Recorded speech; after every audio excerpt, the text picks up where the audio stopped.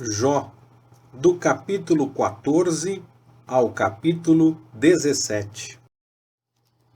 O homem, nascido da mulher, é de poucos dias e cheio de inquietação. Nasce como a flor e murcha. Foge também como a sombra e não permanece. Sobre esse tal abres os teus olhos, e a mim me fazes entrar em juízo contigo? Quem do imundo tirará o puro? Ninguém.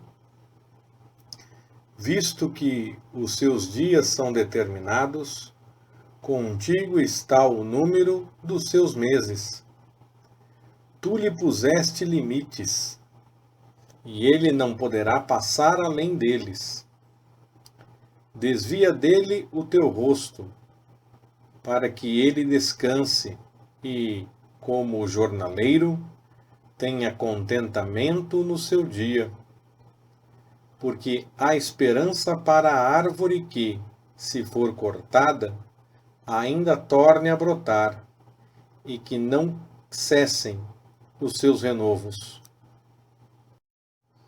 Ainda que envelheça a sua raiz na terra, e morra o seu tronco no pó, contudo ao cheiro das águas brotará, e lançará ramos como uma planta nova. O homem, porém, morre e se desfaz. Sim, rende o homem o espírito. E então, onde está? Como as águas se retiram de um lago e um rio se esgota e seca, assim o homem se deita e não se levanta, até que não haja mais céus, não acordará, nem será despertado de seu sono. Oxalá me escondesses no Seol e me ocultasses até que a tua ira tenha passado, que me determinasses um tempo e te lembrasses de mim. Morrendo o homem, acaso tornará a viver? Todos os dias da minha lida esperaria eu, até que viesse a minha mudança. Chamar-me-ias e eu te responderia. Almejarias a obra de tuas mãos. Então contaria os meus passos. Não estarias a vigiar sobre o meu pecado. A minha transgressão estaria selada num saco, e ocultarias a minha iniquidade. Mas, na verdade, a montanha cai e se desfaz, e a rocha se remove do seu lugar. As águas gastam as pedras, as enchentes arrebatam o solo. Assim tu fazes perecer a esperança do homem. Prevaleces para sempre contra ele, e ele passa. Mudas o seu rosto e o despedes. Os seus filhos recebem honras, sem que ele o saiba. São humilhados sem que ele o perceba. Sente as dores do seu próprio corpo somente, e só por si mesmo lamenta.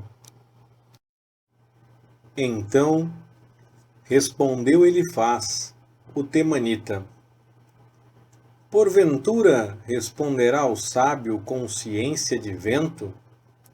E encherá do vento oriental o seu ventre, arguindo com palavras que de nada servem, ou com razões com que ele nada aproveita?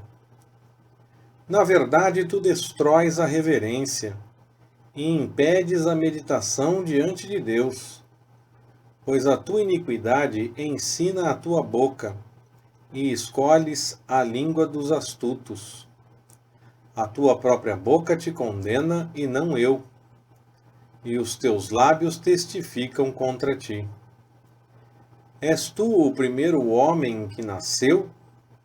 Ou foste dado à luz antes dos outeiros? Ou ouviste o secreto conselho de Deus? E a ti só reservas a sabedoria? Que sabes tu que nós não saibamos? Que entendes que não haja em nós? Conosco estão os encanecidos e idosos, mais idosos do que teu pai. Porventura, fazes pouco caso das consolações de Deus ou da palavra que te trata benignamente? Por que te arrebata o coração e por que flamejam os teus olhos, de modo que voltas contra Deus o teu espírito e deixas sair tais palavras da tua boca? Que é o homem para que seja puro? E o que nasce da mulher para que fique justo? Eis que Deus não confia nos seus santos, e nem o céu é puro aos seus olhos, quanto menos o homem abominável e corrupto, que bebe a iniquidade como a água. Escuta-me e te mostrarei, contar-te-ei o que tenho visto, o que os sábios têm anunciado e seus pais não o ocultaram, aos quais somente era dada a terra, não havendo estranho algum passado por entre eles. Todos os dias passa o ímpio em angústia, sim, todos os anos que estão reservados para o opressor. O sonido de terrores está nos seus ouvidos. Na prosperidade lhe sobrevém o assolador. Ele não crê que tornará das trevas, mas que o espera a espada. Anda vagueando em busca de pão, dizendo: onde está? Bem sabe que o dia das trevas lhe está perto, à mão. Amedronta-no a angústia e a tribulação. Prevalecem contra ele como um rei preparado para a peleja. Porque estendeu a sua mão contra Deus, e contra o Todo-Poderoso se porta com soberba. Arremete contra ele com dura cerviz, e com as saliências do seu escudo. Porquanto cobriu o seu rosto com a sua gordura, e criou carne gorda nas ilhargas, e habitou em cidades assoladas, em casas em que ninguém deveria morar, que estavam a ponto de tornar-se em montões de ruína. Não se enriquecerá, nem subsistirá a sua fazenda, nem se estenderão pela terra as suas possessões. Não escapará das trevas, a chama do fogo secará os seus ramos, e ao sopro da boca de Deus desaparecerá. Não confie na vaidade, enganando-se a si mesmo, pois a vaidade será a sua recompensa. Antes do seu dia se cumprirá, e o seu ramo não reverdecerá. Sacudirá as suas uvas verdes, como a vide, e deixará cair a sua flor como a oliveira. Pois a assembleia dos ímpios é estéril, e o fogo consumirá as tendas do suborno. Concebem a malícia, e dão à luz a iniquidade, e o seu coração prepara enganos. Então Jó respondeu, dizendo: tenho ouvido muitas coisas como essas. Todos vós sois consoladores molestos. Não terão fim essas palavras de vento? Ou que é o que te provoca, para assim responderes? Eu também poderia falar como vós falais. Se vós estivesseis em meu lugar, eu poderia amontoar palavras contra vós, e contra vós menear a minha cabeça. Poderia fortalecer-vos com a minha boca, e a consolação dos meus lábios poderia mitigar a vossa dor. Ainda que eu fale, a minha dor não se mitiga. E embora me cale, qual é o meu alívio? Mas agora, ó Deus, me deixaste exausto, assolaste toda a minha companhia. Tu me emagreceste, e isso constitui uma testemunha contra mim. Contra mim se levanta a minha magreza, e o meu rosto testifica contra mim. Na sua ira ele me despedaçou e me perseguiu. Rangeu os dentes contra mim. O meu adversário aguça os seus olhos contra mim. Os homens abrem contra mim a boca. Com desprezo me ferem nas faces, e contra mim se ajuntam a uma. Deus me entrega ao ímpio. Nas mãos dos iníquos me faz cair. Descansado estava eu, e ele me quebrantou. E pegou-me pelo pescoço e me despedaçou. Colocou-me por seu alvo. Cercaram-me os seus flecheiros. Atravessa-me os rins e não me poupa. Derrama o meu fel pela terra.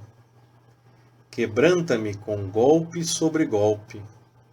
Arremete contra mim como um guerreiro. Sobre a minha pele cozi saco, e deitei a minha glória no pó. O meu rosto todo está inflamado de chorar, e há sombras escuras sobre as minhas pálpebras, embora não haja violência nas minhas mãos, e seja pura a minha oração. Ó terra, não cubras o meu sangue, e não haja lugar em que seja abafado o meu clamor. Eis que agora mesmo a minha testemunha está no céu e o meu fiador nas alturas. Os meus amigos zombam de mim, mas os meus olhos se desfazem em lágrimas diante de Deus, para que ele defenda o direito que o homem tem diante de Deus e o que o Filho do Homem tem perante o seu próximo. Pois quando houver decorrido poucos anos, eu seguirei o caminho por onde não tornarei.